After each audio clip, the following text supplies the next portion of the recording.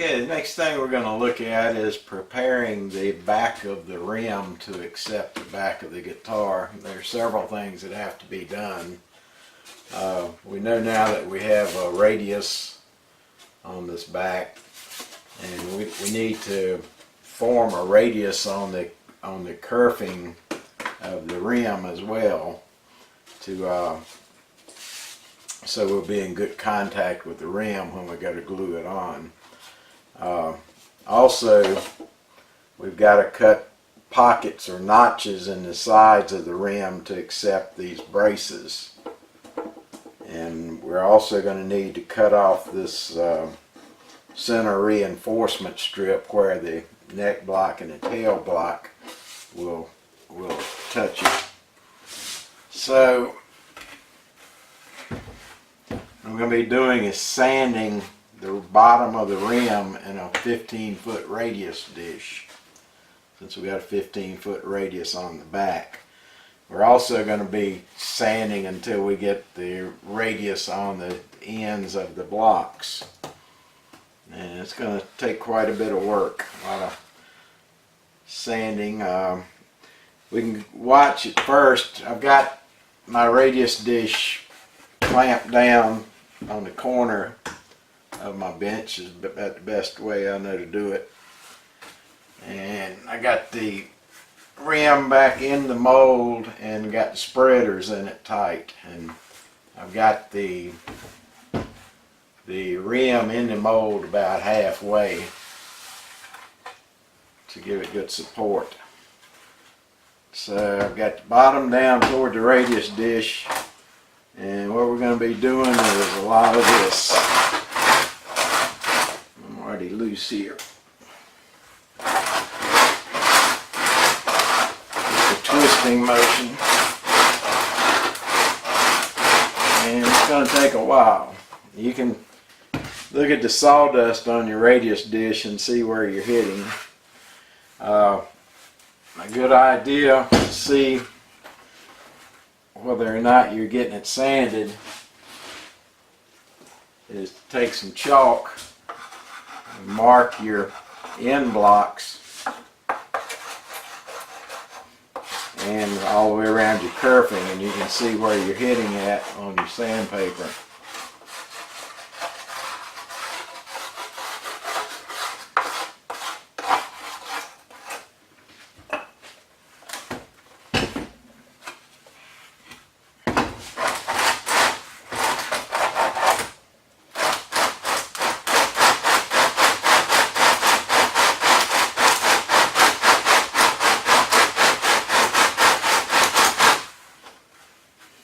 I can see from just looking at the dish that I'm not anywhere near the tail block yet. About right here and coming to about right here. They got a lot of work to do. Another thing to keep in mind, this is kind of a compound shape. We've not only got the 15-foot radius, but starting at about this point going forward, the guitar, the back falls off. That's where our taper is. So concentrate on putting pressure in this area first, and then concentrate on this area separately. About the best way I know to describe it. But in the end, you want to be completely radiused at your blocks and all the way around. So I hope you like this motion, because there's going to be a lot of it normally. Well, I've been sanding on this lower bout of the guitar for about 5 minutes off camera. You can see that most of my chalk is gone from these areas, and I'm starting to work away on the end block here. I got a little bit more to go, and then I'm going to start concentrating in this waist area and on the neck block. Okay, you can maybe see now that my end block, tail block is radiused, and the kerfing most of the way on this lower bout of the guitar has that 15-foot radius on it. So I'm going to turn it around and start working on the other end. I took a vacuum and sanded off, vacuumed off the sawdust off of my dish just so I can see what's going on better. So here we go again.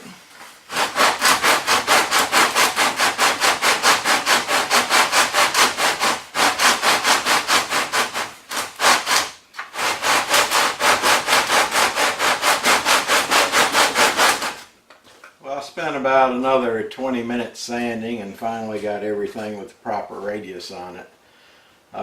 I did create some extra work for myself when I cut this neck block off. You'll remember I said I was going to leave it a little longer on the inside and match it up to the length of the sides. Well, actually I cut the thing a little bit too short, so I had a lot more sanding to do to bring the sides down so that I could get the radius on that end block. So that's something for me to keep in mind next time I do it, to be a little more careful when cutting the length of the neck block. Next thing we're going to do is I'm going to clamp the back on and mark the position on the kerfing of where the back braces need to be fitted down into pockets in the sides. What I've done now is taken a couple of cam clamps and clamp the back onto the rim, paying really close attention to where the center line on the back is. Now on this guitar, since we've got that decorative stripe, it's pretty easy to see where the center of the back is. And then I've got markings on the guitar for the center line. But you want to be very careful to get the back clamped on exactly where it's going to sit. And I've got the back is overhanging. It's larger than the rim. Just be sure you're overhanging all the way around and centered up. Now what I'm going to do is mark the position on the kerfing of where those braces on the back are going to be passing through. I'm going to mark each side of the brace on the kerfing as close as I possibly can. I don't know how much you'll be able to see of this, but starting here, I'm going to put a mark on each side of where the brace needs to pass through the kerfing.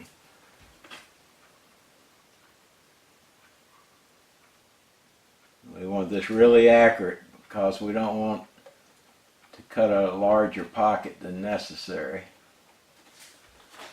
We know that the pockets are going to be about 1/10 of an inch deep because that's how we tapered the ends of the braces down earlier. I'm going to flip it over in just a second. Also, this center support reinforcement strip is going to have to be cut and chiseled away right where the blocks are going to sit. So you can't really see this, I know, but I'm going to draw a line on the reinforcement strip where the block is going to meet it, so we can chisel that part of the strip out. Also, I'm going to go behind the guitar and mark lines on the side where those braces are going to be passing through, getting them as close as possible. And there's really no way for me to get this on camera, but I'm just looking between the back and the side at where I see that the brace is going to have to be coming through at, and putting a pencil line on either side of it.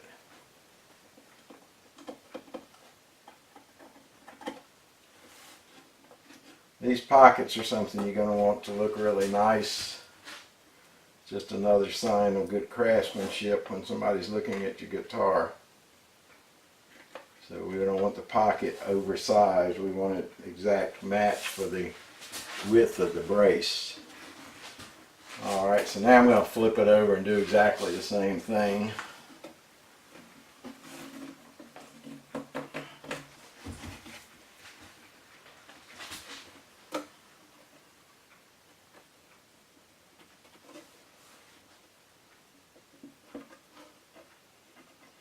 These braces are a little bit short. I guess the Martin's mold and my mold don't exactly match, so the braces are not going to be coming all the way through the side kerfing, but they'll still get good support, I think. this side and mark carefully as I can where each side of that pocket's going to need to be. And when we start cutting them, I'm going to use a router to cut them, but I'm going to sneak up on it a little bit at a time to get it as close as I possibly can.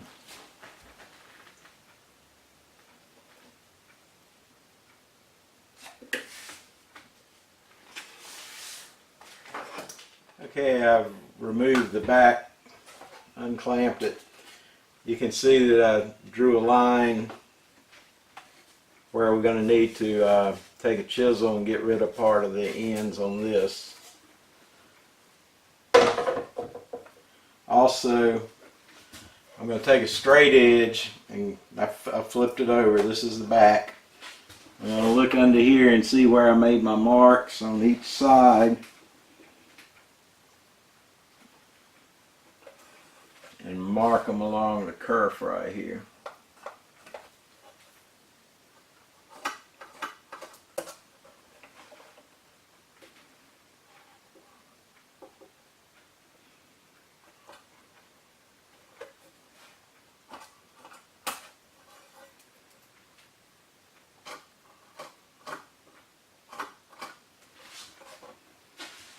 Okay, I'll do that for each of the 4 braces.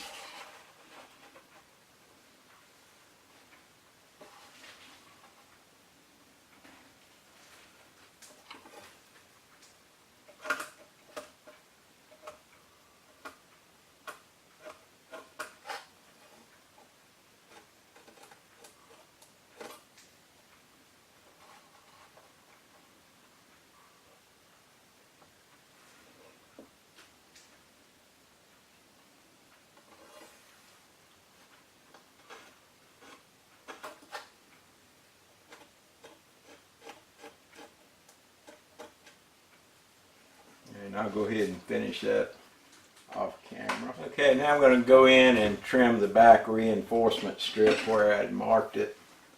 I use a chisel and get pretty close to the line right there. Bevel side down.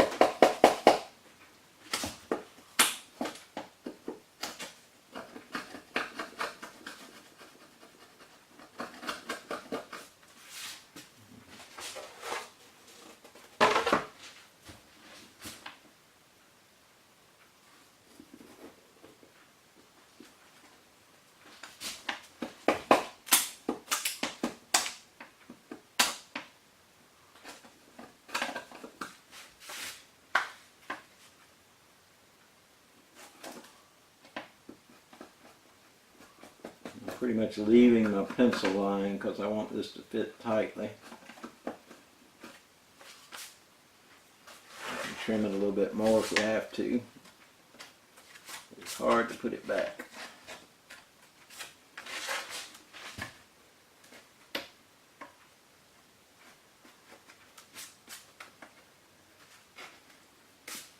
Alright. Then going back to the side where we marked, I went ahead and finished up and marked all the braces. Check myself a little bit. Alright, I'm going to take a X-Acto saw, and again I'm going to cut inside the lines, and we only want to cut down less than 1/10 of an inch, because if we cut too deep, then the binding is not going to cover our pocket right there, and it's going to be very unsightly. So be careful in cutting this.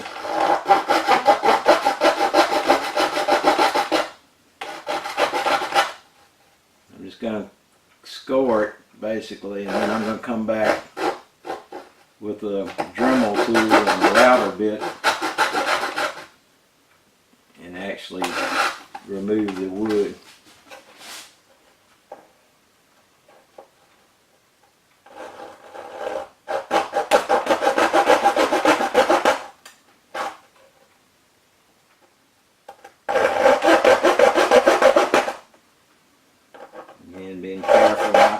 go too deep into the side.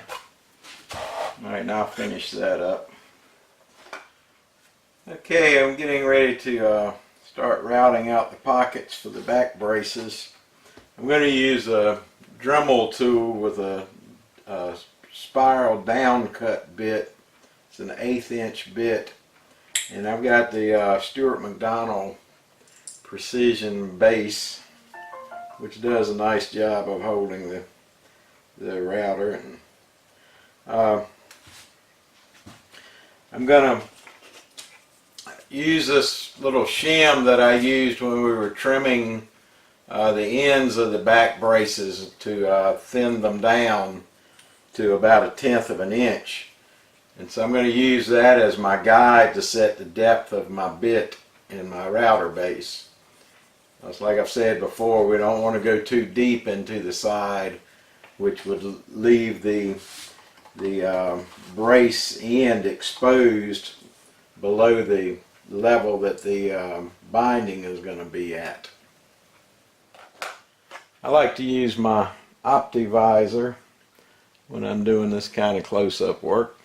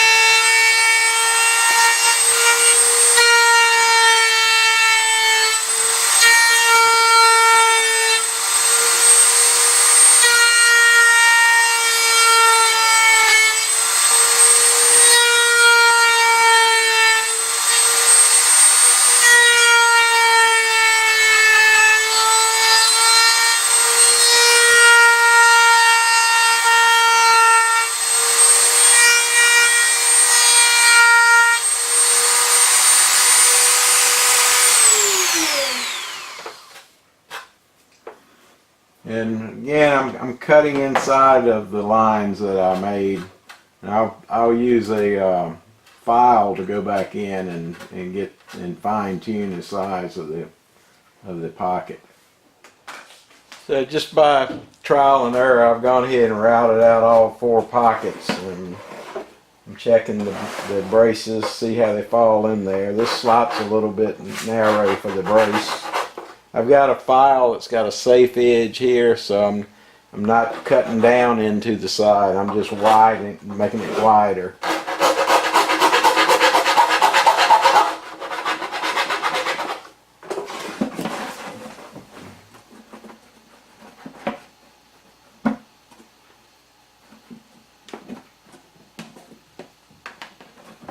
Looks like I need to go a little bit this way.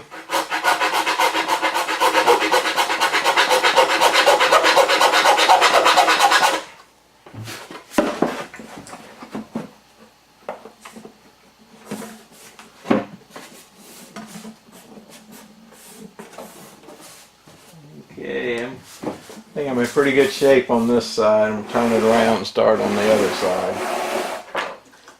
Alright, I did the other side here. Let's see what we've got.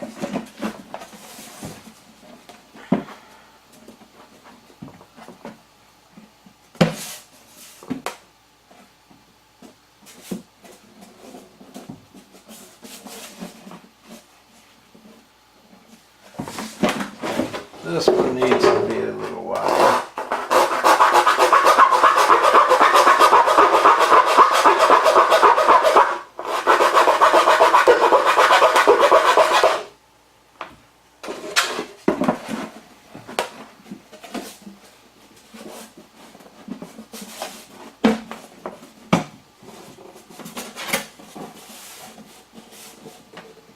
You want to be very careful to check that the pockets are deep enough for the braces. If they're not deep enough, it's probably better to scallop down the brace a little bit more on the ends instead of cutting a deeper pocket, since we already know what depth we're at.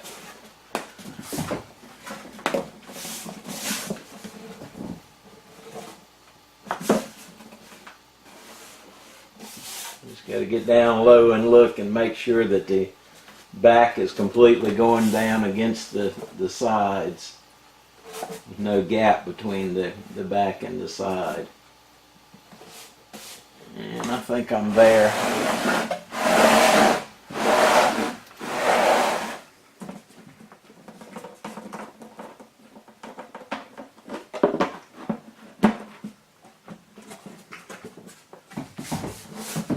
I'm going to flip the mold over and see what it looks like from the inside.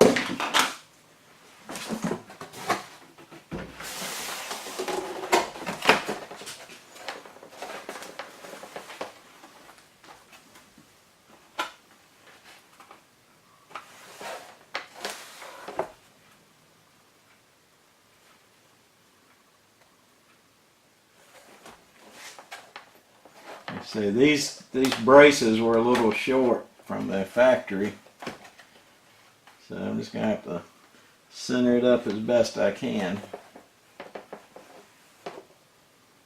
But it looks pretty good.